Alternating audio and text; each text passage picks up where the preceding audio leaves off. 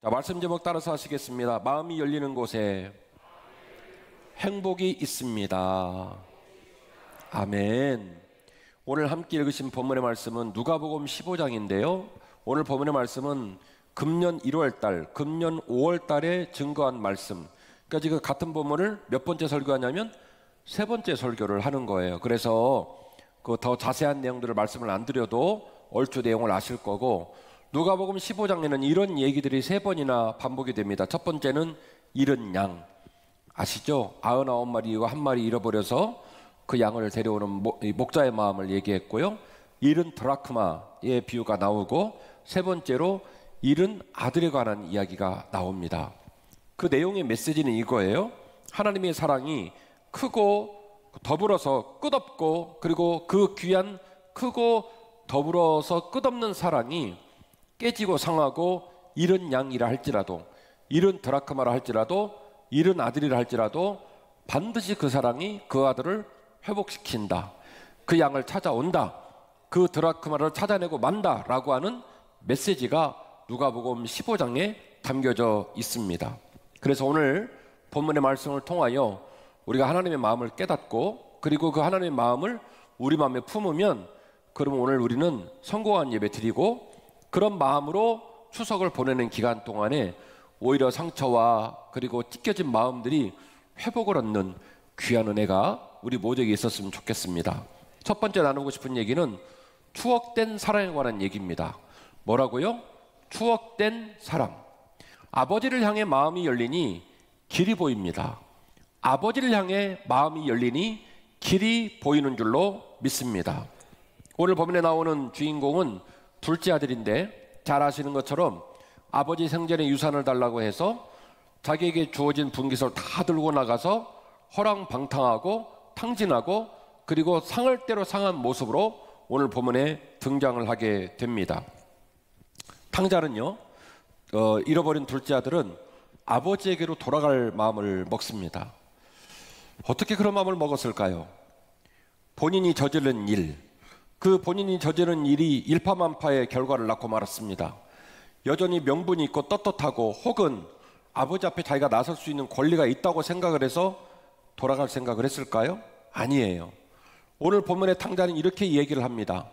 나는 깨질 대로 깨지고 상할 대로 상하고 아버지 마음에 상처를 줄 대로 줬기 때문에 아들의 신분으로 복귀하는 것은 가능하다, 불가능하다? 불가능하다는 거예요. 그런데 그 아들이 아버지를 생각해 보니까 이런 생각이 떠오른 거예요. 지금 있는 물질을 다 잃어버리고 거지꼴이 돼가지고 어느 집에 가서 돼지를 돌보는 일을 이제 받게 되는데 너무너무 배가 고픈 거예요. 그래서 돼지가 먹는 쥐염 열매라도 좀 먹었으면 해서 주인한테 부탁을 했더니, 주인이 그 쥐염 열매 먹는 것을 허락했다, 거절했다. 그것마저도 거절했다는 거예요. 그런데 이 둘째들의 마음에 담겨진 아버지는 자기가 눈으로 본 그런 주인은 아니에요. 우리 아버지에게도 종들이 많은데 우리 아버지의 종들은 먹을 것이 풍족하더라는 거예요. 자기가 알고 있는 아버지의 인격, 자기가 알고 있는 아버지의 삶, 자기가 알고 있는 자기 마음에 담겨진 그 추억에 담겨진 아버지의 덩어리, 아버지의 언어, 아버지의 인격은 내가 지금 보고 있는 저 주인하고는 너무너무 다르더라는 거예요. 그래서 이 둘째 아들은 생각합니다. 내가 내 아버지의 아들의 신분을 회복하지 못한다 손 치더라도 내 아버지 품에 있는 종들 중 하나의 모습으로, 그런 비참한 모습으로 복귀를 해도 지금보다는 훨씬 더 낫겠다. 다시 말씀을 드리면, 자기가 떳떳하고 자기가 내놓을 게 있고 자기가 뭔가 여전히 자기가 뭔가 역할을 할 수 있다라고 하는 자기를 향한 어떤 신뢰가 있는 게 아니고, 자기는 아무것도 내놓을 것이 없지만은 누구를 믿어요? 자기 빼고 아버지를 믿는 거예요. 그 아버지를 향한 믿음에 뭐가 있냐면 추억된 사랑이 있어요.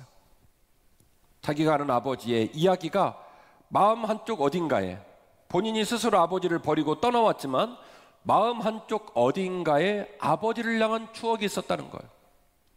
여기 아버지가 계시고 여기 아들이 있습니다. 사람 인생은 그래요. 항상 붙어 있으면 좋으련만 항상 붙어 있는 걸 유지를 못해요. 그래서 떨어지기도 해요. 그리고 아버지는 여기 있는데 우리는 뚝 내려가기도 해요. 어떨 때는 떨어지기도 하고 어떨 때는 내려가기도 하고, 그래서 아무리 봐도 다시 붙기가 어려워 보입니다. 나는 멀어졌습니다. 나는 떨어졌습니다. 그런데 이 멀어진 자리에서, 이 떨어진 자리에서 아들이 깨닫는 건 뭐냐면 내 아버지는 여전히 그 자리에 계시더라는 거예요. 내가 멀어져 왔고 내가 떨어졌지만 그러나 내 아버지는 여전히 그 자리에 계시더라는 거예요. 그래서 이 아들의 마음에는 아버지를 향한 추억된 사랑이 있었어요. 본문의 말씀 17절입니다. 이에 스스로 돌이켜 말을 하기를 내 아버지에게는 양식이 풍족한 품꾼이 얼마나 많은가, 나는 여기서 줄여 죽는구나. 그러니까 이 아들이 생각한 아버지는 뭐냐면 비록 그 신분이 종이라 할지라도 함부로 대하지 않고 그 종들이 풍족히 먹을 만한 먹을 것들을 주면서 종들과 함께하는 아버지라는 거예요. 그런 아버지의 인격과 그런 아버지의 따스함이 이 둘째 아들의 마음에 차곡차곡 쌓여져 있었어요. 내가 이런 아버지께로 가서 이르기를 아버지, 내가 하늘과 아버지 앞에 죄를 지었습니다. 지금부터는 아버지의 아들이라 일컬음을 감당하지 못하겠나이다. 나를 품꾼의 하나로 보소서 하리라 하고 이렇게 마음을 먹습니다. 아버지로 돌아가는 거예요. 앞서 말씀드린 대로 탕자는 자신의 죄를 깨닫지 못하거나 떳떳함을 내세우면서, 감히 떳떳함을 내세우면서 고향을 향한 게 아니에요. 그 사람은 불순종한 사람이고 그 사람은 잘못된 삶을 살았습니다. 수학 공식 중에 부등호라는 공식이 있죠. 더하기도 있고 빼기도 있고 니꼬르도 있는데, 부등호라는, 지금 자막에 보시는 것처럼 부등호라는 공식이 있어요. 그게 뭐냐면 부등호의 뾰족한 쪽에 있는 그것이 부등호의 넓은 쪽에 있는 곳에 담긴다는 거예요. 나는 깨졌습니다. 나는 불순종했습니다. 나는 잘못됐습니다. 그러나 그 맞은편에 있는 그 아버지의 사랑이 훨씬 더 크더라는 거예요. 아니, 지금도 그런 분이신지도 모르지만 내가 떠나오기 직전까지 내가 알고 있는 그 아버지의 추억, 그 아버지의 추억에 담겨져 있는 그분의 모습은 내가 비록 불순종했고 내가 비록 잘못된 삶을 살았지만 이 상태 그대로 가도, 이렇게 깨진 모습을 수습하지 못하고 그대로 가도 내 아버지의 위대한 사랑 안에는 얼마든지 이 불순종하고 이 잘못된 삶을 담아낼 수가 있겠다라고 하는 확신이 아들에게 있었다는 거예요. 사랑하는 한빛가족 여러분, 원망을 심지 말고 갈등을 심지 말고 눈물만 심지 말고 사랑의 추억을 가득가득 심으시기를 주의 이름으로 축원합니다. 내가 어떤 아빠일까, 내가 어떤 엄마일까, 내가 어떤 아들과 딸일까 곰곰이 생각해 보면서 오늘 본문에 등장하는 아버지의 위대한 사랑, 그 아버지를 생각할 때마다 떠오르는 그 아름다운 추억이 있는 귀한 여러분의 가문이 되시기를 주의 이름으로 축원합니다. 두 번째로는 포기하지 않는 사랑이에요. 오늘 사랑 두 가지 하면 끝나거든요. 첫 번째는 무슨 사랑이요? 추억된 사랑. 두 번째는 포기하지 않는 사랑입니다. 추억된 사랑은 자식 입장에서 느끼는 사랑이고요, 아버지 입장에서는 포기하지 않는 사랑이에요. 아들을 향해 마음이 열리니 행복이 임하게 된 줄로 믿습니다. 본문의 말씀 누가복음 15장 20절 말씀인데요. 이제 일어나서 아버지께로 돌아가니라. 아직도 거리가 먼데 아버지가 그를 보고 측은히 여겨 달려가 목을 안고 입을 맞췄다. 이렇게 기록을 하고 있습니다. 이 오늘 본문의 단어 가운데 측은히 여겼다라는 단어가 매우 중요한 단어인데요.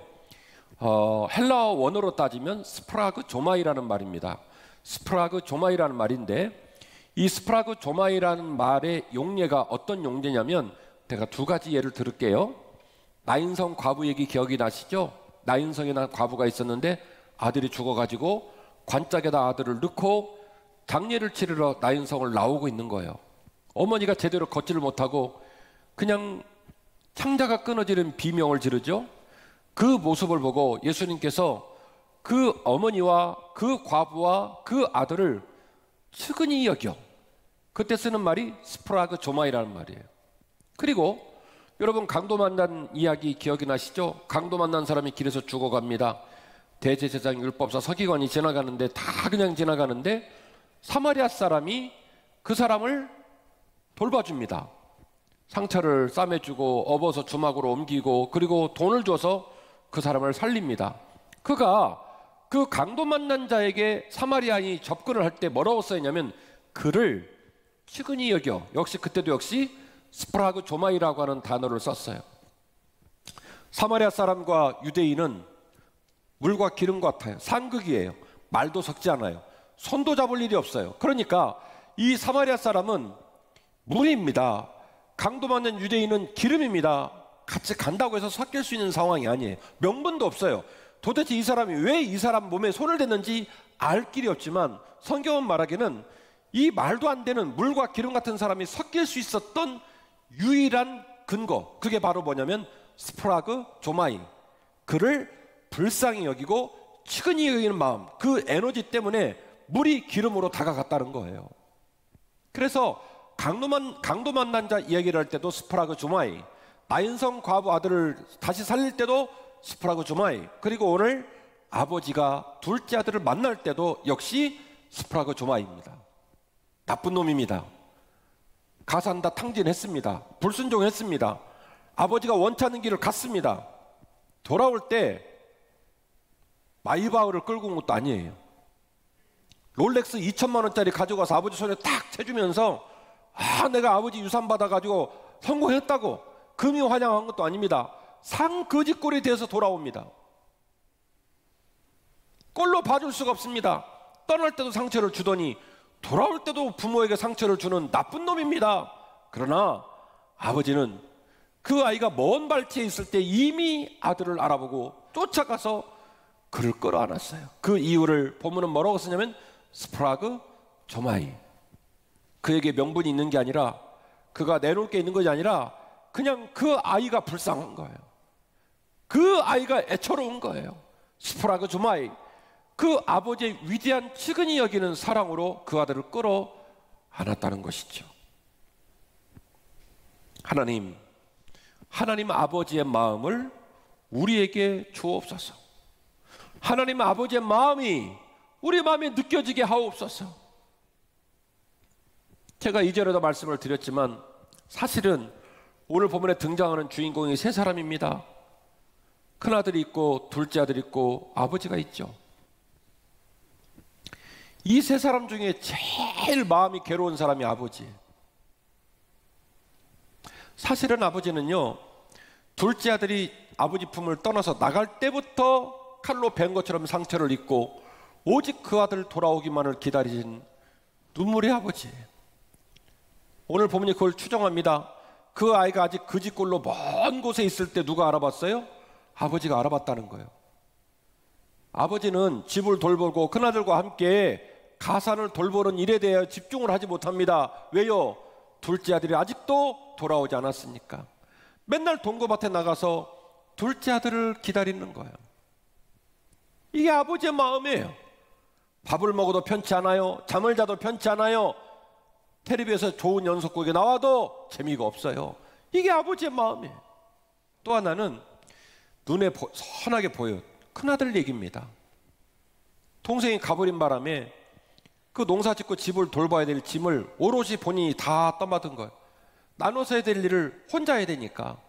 그러니까 이른 아침에 나가고 저녁 늦게 들어오고 땀이 범벅되어 들어오는데 얼마나 성질이 나겠어요.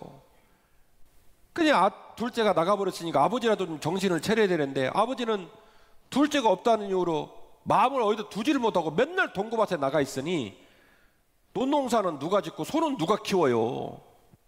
큰아들이 얼마나 등허리에 땀이 송글송글 맺혔을까.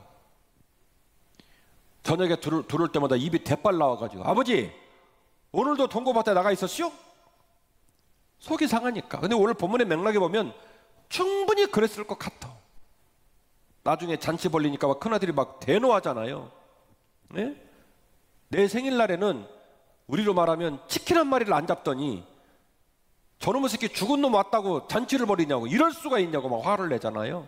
그러니까 사실은 큰아들 입장도 이해가 되는 거죠. 같이 짐을 나눠줘야 될 동생은 배신하고 떠나버렸지. 아버지는 그랬다고 맨날 동생만 생각하고 동고밭 나가 있지. 온팡 혼자 짐을 다졌으니 얼마나 약이 오르겠어요. 그런데 아버지 마음에는 큰아들도 내 아들이고 둘째 아들도 내 아들이니 죽었는지 살았는지 모르는 둘째 때문에도 마음이 아프고, 그리고 어쨌든 저쨌든 자기 자리를 지키고 힘쓰고 있는 큰아들을 보면서도 여전히 마음이 아프고 미안하셨을 거예요. 세 번째는 그렇게 아버지가 둘째를 기다리면서 늙어가고 있었다는 거예요. 음식이 소화가 되지 않고 무릎에 힘이 떨어지고 그렇게 하루하루 차근차근 늙어가면서 그렇게 힘든 짐을 지고 오직 아들만을 기다리고 있었다는 거예요. 아버지의 사랑을 제 언어로 바꿔서 말씀을 드리면 포기하지 않는 위대한 사랑이었어요. 그렇게 아들을 향해 마음이 열리니 행복이 임한 겁니다. 사회법적으로는, 사법의 관계로는 가져간 돈이 얼마인지, 돌아왔을 때 네가 아들네 신분으로 원복을 할 건지, 아니면 종 중에 한 사람이 될 건지, 오늘 이후부터는 렌탈비를 낼 건지, 헐레기도 많고 써야 될 서류도 많지만, 그러나 아버지 마음에는 아무것도 관심이 없었어요. 본문의 말씀 24절인데 이렇게 기록되어 있지 않습니까?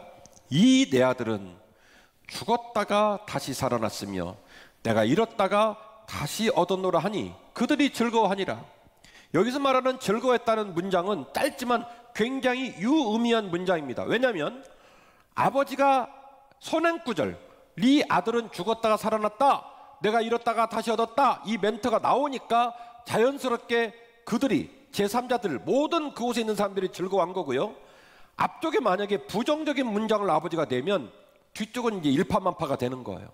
소송을 하든지 아니면 뭐 안방에 못 들어오게 하고 건너방을 주든지 뒤에 얘기가 복잡했겠죠. 왜냐? 아들로 인정을 안 했기 때문에 아들로 인정하지 않은 것에 대한 후속 조치가 나오겠지만, 오늘 본문의 말씀은 끝에는 간단하게 끝납니다. 그들이, 모든 사람이 행복하고 즐거워했다. 더 이상 할 말이 없어요. 왜냐? 이 앞쪽에 아버지께서 그 아들이 지은 범죄 사실과 그들로 말미암아 이루어진 모든 상처를 지우개로 지워버렸어요. 아무도 말하지 마. 내 아들은 죽었다가 다시 살아났어. 내가 잃었다가 다시 찾은 아들이야. 이 아이는 입을 열어 나는 아들이 될 수 없습니다, 아버지의 종들 중 하나로 여겨달라고 말을 했고, 그러면 큰아들은 이놈이 동생이 아니라 종인가?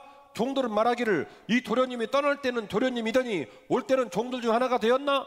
뒤에 막 여러 가지 얘기가, 잡다구리한 얘기가 나올 텐데 그 모든 이야기를 아버지가 하나로 종결시켰어요. 그 모든 사람이 어떻게 했다고요? 즐거워했다. 어떻게 해요? 어떻게 해요? 다들 입 다물어. 모든 얘기 하지 마. 상처 말하지 마. 지나간 얘기 하지 마. 내 아들 죽었다가 살아났다? 내가 잃었다가 다시 찾은 아들이야. 그 아버지의 아들을 향한 사랑의 마음이, 그 아버지의 마음이 열리니까 그 자리에서 당장의 행복이 임하게 된 겁니다. 할렐루야. 제가 오늘 여러분에게 두 가지 사랑을 얘기했습니다. 첫 번째는 지금 내가 안 갖고 있어도 내 마음 안에 있는 무슨 사랑이요? 추억된 사랑. 그 추억된 사랑이 상처를 치유하고 잘못된 자리에서 다시 행복의 자리로 끌어올 수 있는 에너지를 갖고 있어요. 두 번째는 무슨 사랑이요? 포기하지 않는 끝없는 사랑. 그 사랑의 마음으로 아들을 향해 마음이 열리니까 그 자리에서 뭐가 임했습니까? 행복이 임하게 된 거예요. 제가 이 설교를 준비하면서 제 스마트폰을 봤어요. 저는 스마트폰을 구입하면 고용량의 메모리 카드를 넣어요. 왜냐하면 우리 아들들은 모르지만 우리 두 아들 태어났을 때부터 10살 될 때까지 사진을 그 안에 다 넣어놓고 틈틈이 제가 그 사진을 봐야 돼서 고용량의 메모리 카드를 갖고 있습니다. 그 10년여 기간 동안에 연도가 다 돼 있고, 연도 안에 들어가면 처음 아이가 태어났을 때 우리 아이 손과 발 찍어놓은 사진부터 시작해서 처음으로 아빠라고 부르고 엄마라고 부르고 재롱 떨던 동영상 사진들을 다 갖고 있어요. 큰아들이 대학생이 됐지만 저는 지금도 가끔씩 그 사진들을 보면서 미소를 짓습니다. 그러다가 제가 이 설교를 준비하고 어젯밤에도 제 스마트폰을 뒤져봤는데, 제 스마트폰에는, 여러분은 어쩐지 모르겠지만 제 스마트폰에는 제 아버지 사진이 없어요. 너무 창피해서 사진을 뒤지고 또 뒤지니까 어머니 사진은 2장 있더라고요. 그것도 어머니 얼굴 사진이 아니라 몇 해 전에 여러분들에게 설교하면서 인용하느라고 받았던 어머니 수술하신 그 피스로 받고 철골 구조물 집어넣었던 어머니 몸 안에 있는 그 철 사진이 드러난 엑스레이 사진 2장 말고는 없더라고요. 우리가 하늘에서 뚝 떨어진 것은 아닌데, 느닷없이 땅에서 솟아난 건 아닌데, 레스토랑 가고 귀한 사람 만나서 여러분 좋은 음식 받으면 그게 뭐라고 그 사진 찍기 바쁘잖아요. 근사한 관광지에 가시면 그거 추억에 남겨야 된다고 셀카 찍잖아요. 여러분 스마트폰 사진이 얼마나 잘 찍힙니까? 그래서 여러분 단말기 안에 얼마나 많은 사진들이, 쓰잘데기도 없는 사진들이 얼마나 많이 들어있습니까? 제 인생이 그렇고 여러분 인생이 그렇고, 헛된 것들, 의미 없는 것들 거의 다 담아내느라고 정신이 없는데 그 어마어마한 사진 중에 부모님 사진은 없더라는 거예요.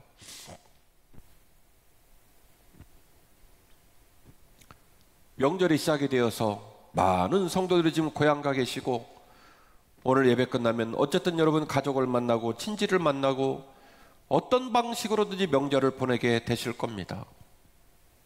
지난 2년여 기간 동안에 우리 많은 사람들은 상처도 많이 받고 지칠 대로 지치고 어려운 시간을 보내고 있습니다. 그러니 뿔이 잔뜩 나 있다 보니 만나면 말로 실수할 수 있고 상처 줄 수 있고, 그리고 지금도 아픈데 더 깊은 상처를 안고 돌아올 가능성이 매우 높아요. 제가 볼 때는. 정신을 바짝 차리십시오. 이번 일주일 동안 미움 심지 말고, 상처 심지 말고, 눈물 심지 말고 사랑의 추억만을 심으시기를 주의 이름으로 축원합니다. 제가 우리 성도들 제 방에 오고 아이들 제 방에 오면 하다못해 젤리라도 줘야 직성이 풀리는 이유는 그들의 마음에 기록된 목사와의 추억이 그래도 사랑이기만을 원해서, 그래서 그러는 거예요. 이번 일주일 동안 정신을 바짝 차리시길 바랍니다. 마음을 잘 지키시기 바랍니다. 그래서 사랑의 추억만을 심으십시오. 그리고 오늘 본문에 등장된 아버지의 마음으로 여러분의 가정을 살리시기를 바랍니다. 앞서 제가 말씀드렸죠? 아버지의 그 사랑 하나 때문에, 아버지의 끝없는 사랑 하나 때문에 모든 게 끝나버렸다고. 할 얘기도 많고 법원도 가야 되고 이 사람이 아들인지 종인지 포지션 다시 정해야 되는데 그런 얘기 아무 소용없이 그들이 즐거워하였더라 이 짧은 문장으로 끝날 수 있었던 이유는 뭐냐면 아버지의 역할이에요. 아버지의 끝없는 사랑. 우리는 어떤 아버지의 모습으로 살았을까? 어떤 어머니의 모습으로 살았을까? 부모님이 연세 드시면 자식이 가장이 된다는데 우리는 부모님에게 어떤 딸, 어떤 아들이었을까? 곰곰이 돌아보시면서 마음이 열리는 곳에 행복이 있다는 것을 여러분 꼭 마음에 간직하고 집으로 돌아가시기를 바랍니다. 추억된 사랑으로 용기를 내는 추석 명절이 되어주십시오. 포기하지 않는 사랑으로 답을 내는 추석 명절이 되어주시기를 바랍니다. 하나님이 우리 성도와 가정을 이번 일주일 동안 견고히 지키시고 은혜로 함께 하시기를 주의 이름으로 축원합니다.